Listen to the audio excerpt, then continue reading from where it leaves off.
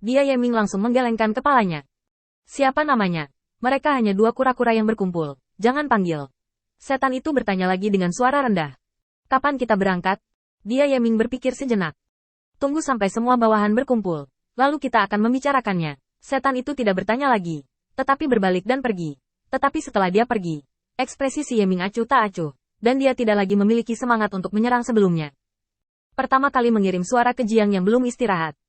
Fight mengatur agar orang datang untuk memberi saya kabar. Dan berbohong kepada saya untuk mengambil inisiatif menyerang. Haruskah saya mengikuti rencana tersebut? Atau haruskah saya diperhatikan oleh Anda dan berhenti? Setan yang mengirim pesan bukan milik tangan kita. Pakaian di tubuh mereka harus dicuri dan tidak pas. Seharusnya tidak ada setan di kota yang terinfeksi. Ngomong-ngomong, berapa banyak orang yang harus kugunakan untuk serangan ini?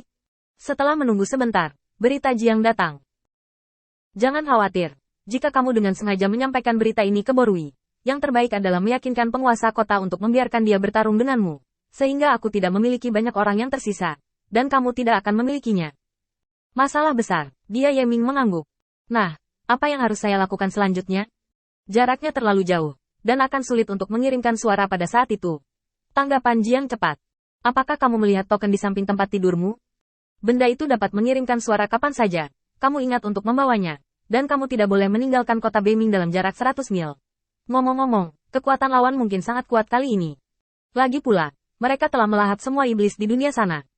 Jika ada yang salah, segera mundur. Si Yeming berjanji. Lalu diam-diam mengirim pesan suara ke Borui, memintanya untuk keluar dan berkeliaran sendirian, dan bertemu dengan pria yang telah diatur si Yeming pagi-pagi sekali, dan beritanya bocor seperti ini.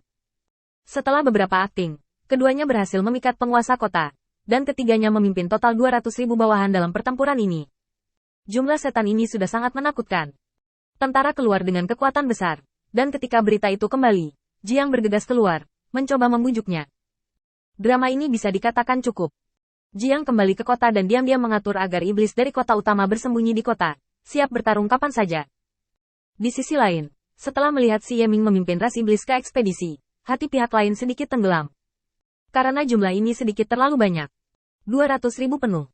Harus diketahui bahwa dia tidak membawa semua tenaga bersamanya ketika dia keluar sekarang, dan sebagian besar dari mereka tetap berada di dunia iblis asli, yang merupakan jumlah yang sangat besar. Lingkungan Grand Canyon ini keras, dan tidak banyak jalan. Jika dia ingin menyelinap masuk, dia tidak akan membawa terlalu banyak orang. Sekarang dia hanya dapat mengatur total sekitar 100.000 orang. Dia ingin menyelinap masuk secara diam-diam, dan kemudian melahap iblis di sini untuk tumbuh lebih kuat. Tetapi siapa yang tahu bahwa setelah melakukan perjalanan puluhan mil, dia tidak melihat satupun iblis, jadi rencananya dibatalkan. Tidak mungkin untuk memperluas kekuatannya sekarang, dan kekuatan keseluruhannya terbatas. Awalnya, dia hanya ingin memancing bawahan si Yeming untuk memakannya, tapi sekarang semuanya sudah berakhir, total 200.000 setan. Bahkan jika dia pergi secara langsung, dia mungkin tidak dapat memperoleh keuntungan. Kekuatan si Yeming masih ada, terutama mata aneh di tubuhnya, yang membuat kehampaan sedikit ketakutan. Sekarang tidak mudah untuk menyerang si Yeming.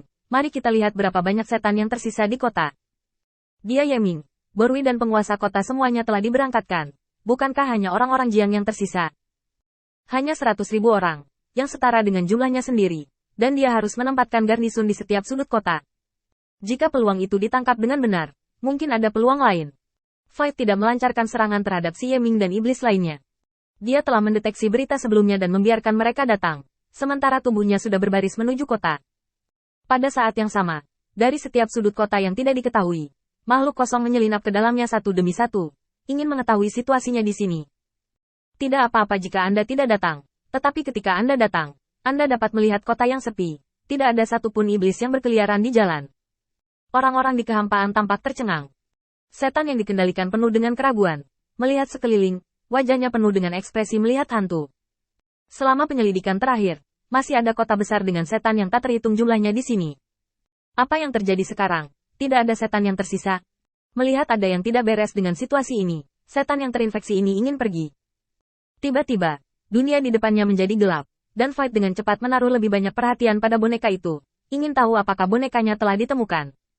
Namun kegelapan di depannya hanya berlangsung sesaat, lalu cahaya kembali. Setan mendesis padanya. Pelankan suaramu, kenapa kamu di luar? Bukankah kamu mundur dengan pasukan besar? Fight dengan cepat membuat alasan. Saya telah berlatih selama beberapa hari terakhir, dan saya tidak tahu apa-apa tentang dunia luar. Mozu itu tertawa, menunjuk ke arahnya dan tertawa. Aku tahu kamu serakah untuk ramuan Tuan Jiang, dan kamu tidak bisa menyerap kekuatan obatnya, kan? Cepat dan kemas barang-barangmu dan bersiap untuk mundur. Jalan rahasia sudah siap, dan akan disegel besok. Cepat ke atas, secara rahasia. Kepala Void bersenandung, dan dia langsung terpana. Pada akhirnya, Jiang masih menjadi jalan para iblis. Tidak apa-apa jika dia tidak memiliki tradisi keberanian para iblis. Konfrontasi di sini paling banyak adalah kebiasaan pribadinya. Tapi operasi macam apa yang kamu lakukan untuk menarik semua setan biasa? Bisakah Anda meninggalkan saya beberapa ransum? Pikiran Void sudah gila. Cara coping ini bisa dikatakan mengenai alat vitalnya. Jika saya menyerang lebih awal, saya mungkin mendapat sedikit manfaat. Tetapi sekarang itu bagus, belum lagi sedikit manfaat, dan saya benar-benar jatuh ke dalam jurang. Yah, apa yang kamu lakukan di sini? Sebelum Void mengendalikan tubuhnya dan pergi, dia berencana menanyakan pertanyaan krusial ini. Setan itu membuat gerakan mendesis. Jangan membuat masalah. Ada tim seperti kami di setiap jalan.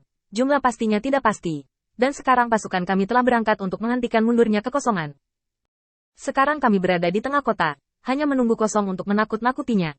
Boneka kosong itu mengangguk, lalu pergi, mengikuti instruksi aslinya, dan memasuki lorong gelap. Seperti yang diketahui semua orang, bagian ini tidak ada habisnya. Ini adalah busur yang ramping. Berjalan di dalamnya tanpa sadar akan mengubah arahnya, dan terus bergerak maju di dalamnya.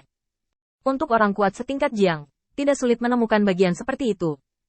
Melihat setan-setan ini memasuki lorong, Jiang terbatuk ringan, dan berjalan di jalan dengan santai lagi. Sekarang jebakan telah dipasang, itu tergantung pada kapan Void berani datang.